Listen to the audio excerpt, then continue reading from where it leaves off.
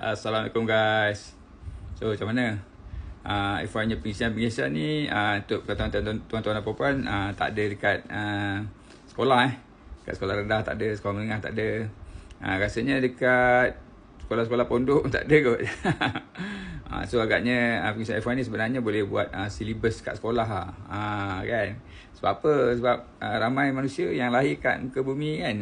Dia lahir dia tak ada belajar pun macam mana nak gunakan sumber-sumber yang Allah bagi kepada dia tu secara percuma. Betul tak? Betul. So siapa yang nakkan penerangan yang lebih mendalam tentang semua perkara-perkara tentang sumber-sumber yang Allah bagi kepada kita ni kan, follow FY. Jangan lupa share. So cerita dia hari ni apa tuan-tuan? Hari ni nak cerita pasal apa? Nak cerita pasal makhluk-makhluk yang lain lah kan. Fungsi batu, kayu, pokok, api, air dan sebagainya kan. So kalau kita tengok balik tuan-tuan dan puan, gunung pernah tanya Allah Ta'ala nak jadi khalifah ke tak nak. So dia tak nak lah kan. So manusia yang nak jadi khalifah kan, yang nak jadi khalifah di muka bumi ini. Jadi Allah gunakan akal lah, gunakan semua benda-benda, sumber-sumber untuk dia jadi khalifah lah kan. Sebenarnya tanpa akal fikiran kan, manusia tu macam binatang sifat dia. Betul tak? Kan kalau tak ada akal kan, cuba tengok orang gila tu kan. Dia makan, minum, tidur kan. Itu je cerita dia. Dia cari sampah untuk pergi potong sampah, nak cari makan kan. Akan sama macam binatang tu.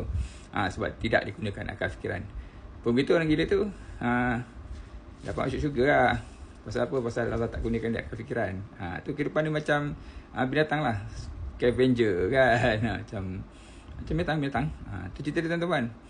So kalau kita tengok kan, kalau batu, kayu, yang lain-lain tu kan, api, tanah, air kan, semuanya tak boleh buat apa lah kan.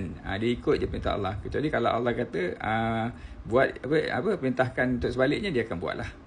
Maksudnya kan kalau katalah batu kan, batu sebenarnya sifat dia keras dia duduk diam-diam kat situ kan. Kecuali kalau kena tolak dengan air ke banjir apa kan, kalau tidak dia duduk diam-diam kan. Tapi untuk tuan-tuan dan puan, batu pernah nak terbang kan. Tu dekat batu Maqdis tu, batu nak terbang ikut Nabi naik ke langit kan. Sebab dia ikut je. Api pernah sejuk macam pernah terangkan dalam kes Nabi Ibrahim dulu kan. Jadi kalau kata sejuklah. Bulan pernah terbelah kan. Tongkat pernah jadi ular. Kalau kita lihat sirah-sirah Nabi kan, banyaklah makhluk-makhluk ni dia ikut je apa yang Allah suruh buat. Malangnya kan adalah orang-orang yang sembah batu dan sebagainya, sembah berhala. Itu something yang kena fikirlah.